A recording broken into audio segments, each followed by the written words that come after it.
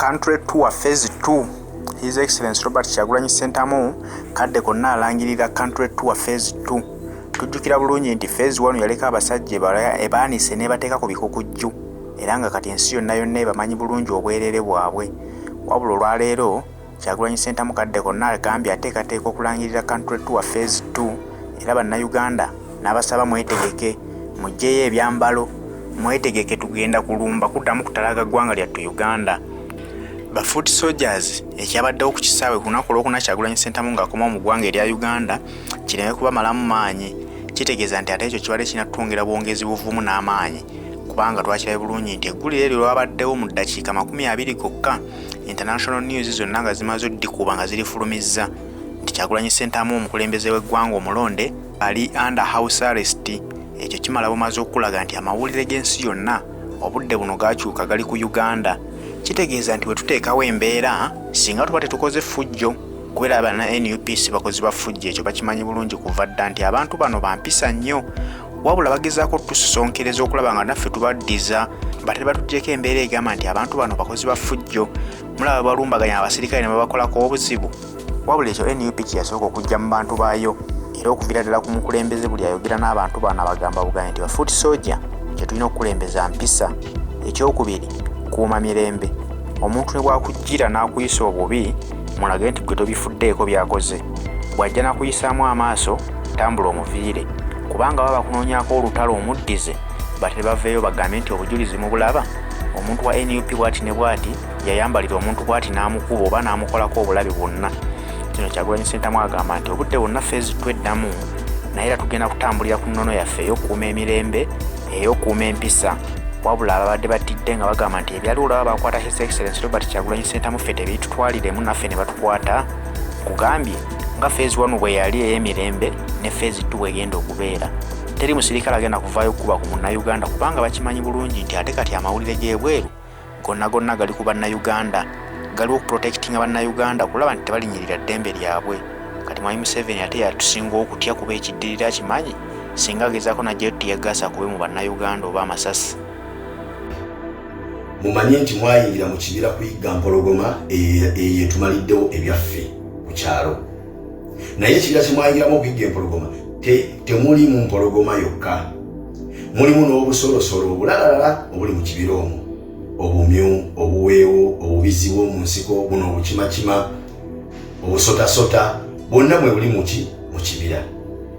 Naye mu kuyigga kwaffe empologoma tulina okwegendereza ennyo obutamalira budde ku busolosolo obwo butalina makulu. Tulina osigala ku mulamwa ogwatwala mu kibira ogw'okunoonya empologoma.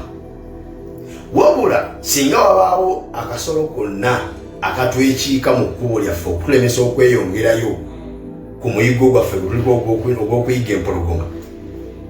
tugeze oba kasoddesodde oba kabizzi ka mu nsiko nga ke kayimiridde mu kkubo kazimbidde omwo temujja kuyita n'okweyongerayo, ako mukakwate mukajje mu kkubo mukakasuka ebbali muyitewo mukoleki mugende. Bwemumala okukakasuka ebbali kajja sigala nga kaŋŋaŋala nga kakuba kerere. Temuddamu ne mukamalirako obudde mbw ate muyimirire mukyuka ate mudde mayiga mudde mukayane nako ako mukaleke mumanye nti kavudde mu kkubo ffe tweyongereyo. Oba kitegeera bwe kaba kamyu nga ke kasaze mu maaso gammwe ne kabayitako beswi ako temudala natunulayo mugende bugenzi. Kyomala olonga nti ate kati tufunye akamyu ate ko kakulya kati ate empologoma tukyagaza ki nga nenagita tetugenda giri kasa tufunye akamyu tuddeyo eka akasa tukwasiza akaweewo kasa tukwasiza akagabi ate nakakulya. Empologoma gye tuyiga gye twagenda nakulya tufaaki nayo muganda wange mujja kuba mukoze ensobi nnene kubanga okulya kwammwe empeewo tekugenda kulemesa mpologoma kusigala ng'ekomawo ng'ebaliira ensolo zammwe ku kyalo. Awo ntegeeza bano abali amusitwago olukwa abali obusente obutini ennyo ne bava ku mulimu gwe baliko ogw'okuyigga empologoma olw'obusente bwe babawadde baga nti akasa tufunye akamyu empologoma katugireke ate enkya neekomawo nejja eri enteeyo. Eba okoze ensobi okomyewo n'akamyu okuva mu ttale empologoma ogireseeyo nga yeetaaya ogenda okera ku makya nga akabuzibu ke wasibye wali ku muguwa nga nakeekalidde kuba bazira ojaganyamba olw'okuba okwasizza akaweewo ate ko kakulya empologoma tena kyojagaza tena kyogenda giyako noddeeka ekyo nsubira mu kitegedde oba kitegeera obusolosolo buno obuli mu kibira munnange bwe butulaba nga tuyingidde ekibira okuyigga empologoma bufunamu okutya bulowooza nti bwe tunaamala empologoma ogikwata tugenda kudda ku bwo nedda tetuna kye tubwagaza kye tukola kiyamba bwo ti empologoma eno gye tuyigge tumalidde ebyaffe ku kyalo tulina ogijja mu kibira ekyo ne buno obusolo obulala obuwangaaliramu okufuna emirembe kubanga bwe tunajjamu empologoma eyo olw'okuba nti efiidinga ku bwo okubeerawo empologoma eyakuba obusolo obuli mu ttale okusigala nga nnamu bwe mugijjawo nabo bugenda kweyagalira mu kibira nga tawakyaliyo abuyigga kubulya naye kino kye bukola okutulemesa obumu okutwekiika mu kkubo obulala okwagala otuluma emisoto okwagala otuluma entegateega mbu tuleme kweyongera okuyigga mpologoma bukikola lwa busiru na butamanya obunaku lwe bulimanya nti nno empologoma gye tuyigga bulina kutwegattako weegasi mu kugiyigga oba kutulagirira nti ekutte wano ekitali ekyo egenda sigala ng'ebulya mpaka lweri bumalawo oba mpaka Katonda lwali tuyamba ne tugifulumya ekibira mu eri oba kitegeera muganda wange teriiyo kisolo kiri mu kibira nga mulimu empologoma ne kiba nga kiri safe kuba enjala y'obuli lwegiruma erina kunoonya kisolo kyonna ekigisala mu maaso kyegenda okulya mukitegeera mpaka ng'empologoma emaze okufuluma mpaka nga tumaze okufulumya empologoma mu kibira n'obusolo obulala obuli mu kibira obujja okufuna emirembe ntegeeza ebintu bingi mu bigambo byange bino naye bw'oba nga tolina nnyo magezi galowooleza ku sipiidi nga yawaggulu nnyo nga gwe amagezi agago gategeera bye bawandiise mu kitabo kukubuuza question nti what is the capital city of Uganda no sound Kampala ng'entegeerayo ekomaawo nga tolina budde butwala kutawaanya kiwanga ky'okulowooza nti kino kitegeeza ki togenda tegeera bigambo byenjogera mwalabye ensonga yammwe gyeri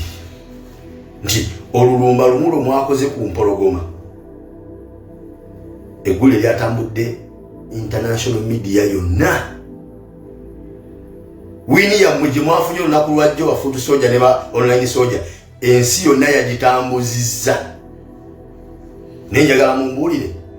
obudde bwe mwamala nga mukayana n'obuno obusolosolo obuli mu kibira mwe tuyigga empologoma mwalabako tv ki ey'ensi yonna efulumya eggulire nti abaana ba foot soldier bafunye obuzibu n'obuweewo bwe babadde bali mu kibira nga banoonya empologoma ani yafulumya eggulire eyo tewali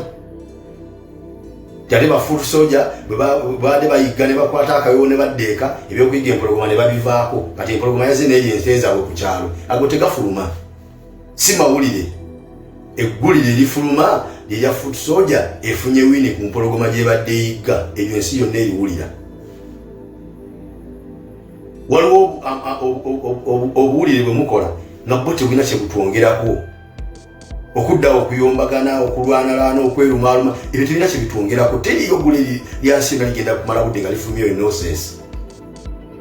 bafulumya birimu makulu eyo wini gye mwafunye jo eyo wini gye mwafunye jo ejyatuyisizaawo obutereevu mpaka ku national tour phase 2 bwe kibanga okukwata obukwasi His Excellency Robert Kyagulanyi Ssentamu ku kisaawe ky'ennyonyi Entebbe